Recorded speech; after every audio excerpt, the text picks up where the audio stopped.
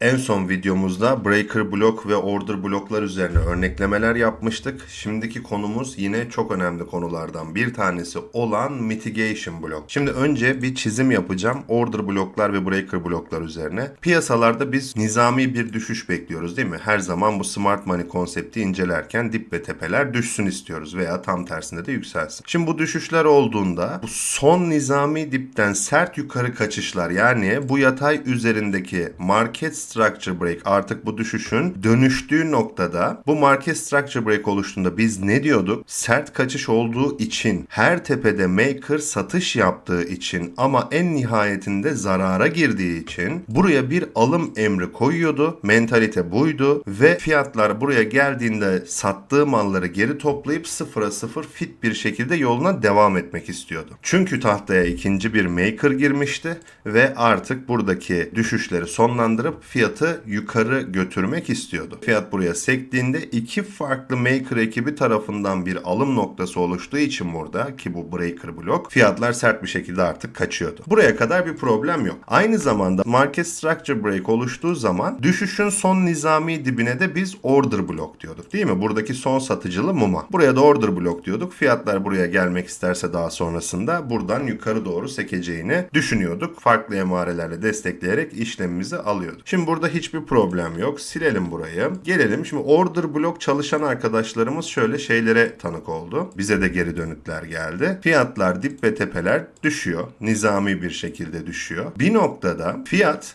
yine daha aşağıda bir tepe yapıyor. Yani lower high noktası yapıyor. Ama lower low yapmıyor. Yani şurada bir yerde kalıyor. Dibi daha aşağı taşımıyor. Ve akabinde buradan yukarı gidiyor. Yani market structure break'i oluşturuyor artık burası. Şimdi market structure break oluşuyor. Bu oluşmadan önce order block var, çiziyor bu eğitimi alan öğrencilerimiz. Aklına şöyle şeyler takılıyor. Ya hocam ben order bloğu çizdim. Daha market structure break oluşmadan benim order bloğum burada dolduruldu. Yani yarısı, bir kısmı dolduruldu. Bu emir bloğu artık çalışmayacak mı? İşte buradaki sorunun cevabı, bu order blok daha market structure break oluşmadan mitige edildiği için, yani buradaki arz talep dengesizliği azaltıldığı için biz buradaki tıpkı breaker blok mantığıyla son tepeyi, nizami son tepeyi işaretliyoruz. Buradaki tabii ki son alıcılı mumu. İşte bunun adı mitigation blok oluyor arkadaşlar. Şunu silelim, şöyle çizelim. Bunun adı mitigation blok oluyor. Yazalım buraya. Şimdi burada ne oldu? Mitigation blok bize ne anlattı? Bu emir bloğunu siliyorum artık çünkü mitige edildi yani. Bir kere değdikten sonra ihtiyacımız yoktu. Ne oldu?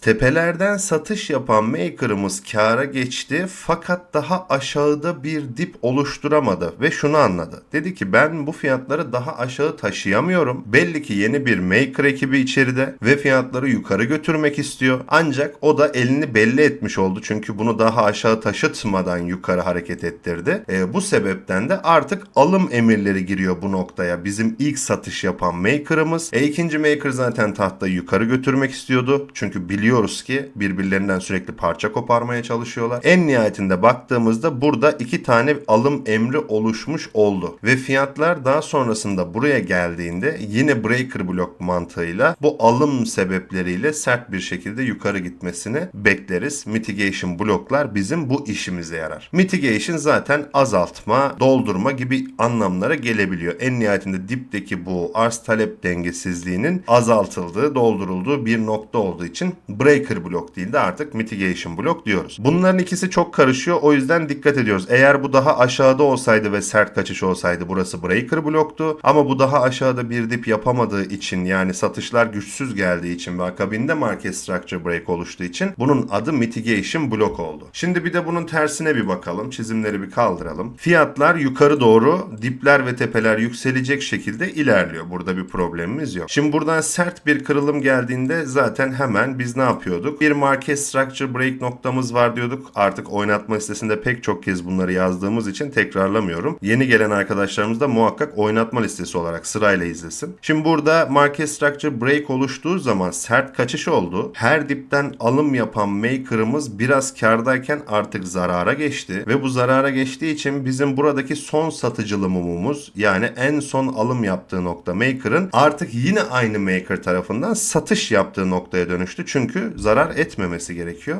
İkinci tahtaya giren Maker ekibi de zaten fiyatları aşağı götürmek istediği için onların da satış emirleri var. Bu nokta ciddi güçlü bir satıcılı nokta oluyor ve fiyatlar daha sonrasında buraya geldiğinde biz buna buradan sekip aşağı gider diyorduk. Bunun da adı Breaker bloktu. Hatta aynı zamanda burada Market Structure Break olduğu için yükselişin son nizami tepesine de bir tane order blok atıyorduk. Buraya kadar hiçbir problem yok. Bunların hepsi bizim zaten öğrendiğimiz şeylerdi. Şimdi yine aynı yükseliş içerisinde yükseliyor dip ve tepeler. Gayet güzel gözlemliyoruz. Bir noktada dibimiz uygun, yani daha yukarıda bir dip, higher low dediğimiz, ancak tepemiz uygun değil. Yani tepe bir önceki tepeyi geçemiyor ve ardından Market Structure Break oluşturuyor. Şimdi yine burada order blok çalışan arkadaşlarımız, aklına takılan ilk soru, hocam ben burada order bloğu çizeceğim ama Market Structure Break daha şurada oluştu. Bu oluşmadan önce benim order bloğumun arz talep dengesizliği dolduruldu. Ne yapacağım? Sileceksin bunu çünkü artık o bölge dolduruldu. Akabinde bu aşağı gidişte o bölge aslında mitige edildi zaten. İngilizcesiyle mitige edildi diyoruz. Yani azaltıldı oradaki durum. Mitige edildiği için de senin bu yeni Market Structure Break noktanda artık bir blok oluştu. Burası da tam olarak son satıcılı mumu yine işaretlediğim mitigation blok oldu. Mitigation blokta yine mantığımız fiyat buraya tekrar geldiğinde tepki almasını bekleyeceğiz. Buradaki hikayede diplerden sürekli alım yapan Maker'ımız bir noktada fiyatı daha yeni bir tepeye ulaştıramadığını fark ettiğinde tahtaya güçlü bir oyuncu girdiğini anladı. Satışlarla birlikte fiyatlar aşağı giderken o da alım emirlerini koyduğu noktaya satışları koydu ki zarar etmesin. İkinci Maker'ımız zaten burada artık tahtayı aşağı getirmek istediği için sürekli satışlar yapıyor. Bu nokta güçlü satıcılı bir bölge oldu ve adı da mitigation blok oldu. Fark ettiyseniz mitigation blokları yükselişteki son nizami dibe, az öncekinde de düşüşteki son nizami tepeye attık. Yani birebir breaker bloğu attığımız yere attık. Bu konuda hiç kafanız karışmasın. Sadece hangisi breaker blok, hangisi mitigation blok? Yeni bir tepe oluşuyorsa breaker, hayır oluşmuyorsa mitigation. Bir öncekinde de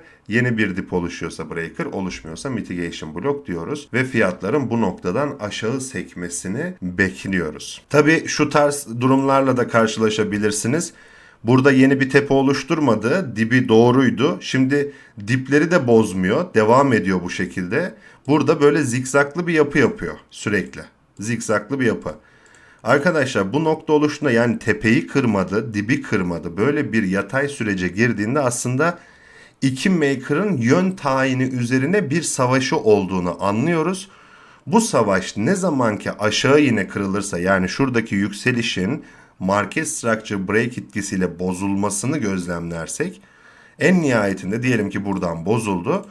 Diyeceğiz ki yaptığı son noktada, yani artık buradaki son satıcılı noktada mitigation blok vardır. Yani en başa dönmeyeceğiz. Çünkü burada zikzaklı bir yapıyla sürekli olarak bir savaş gerçekleşti. Bir hikaye yatıyor burada. Kalkıp da bu hikaye görmezden gelip evet burada bir blok vardır demek doğru olmaz.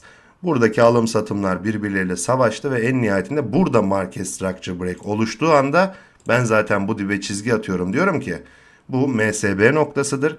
Aşağı kırıldığı anda da burası mitigation bloktur diyorum. Bunu tabi düşen yapılarda da gözlemleyebiliriz. Hemen hızlıca gösterelim. Bakın burada düşüyor, düşüyor, düşüyor. Yeni dip yapamadı. Hatta şöyle daha bariz olsun.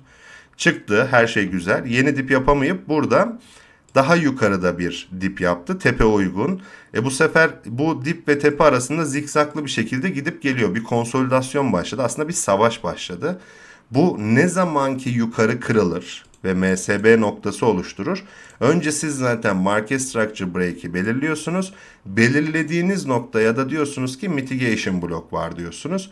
Yani kırılımın gerçekleştiği son yer. En başa gelmiyoruz. Normalde buradan direkt çıksaydı ona göre yapıyorduk ama şimdi bu şekilde olmuş oldu. Bunlarla ilgili yine örnekler yapacağız ki eminim order blok ararken pek çok kere karşınıza çıkmış yapılardır. Yine haftaya pazar yeni konumuzda da görüşeceğiz. Konular biriktiğinde bol bol örnek videoları atacağız. Merak etmeyin. İzlediğiniz için teşekkür ederim. Tekrar ediyorum, yorum atan herkesi VIP Telegram grubuna alıyoruz. Kendinize çok iyi bakın.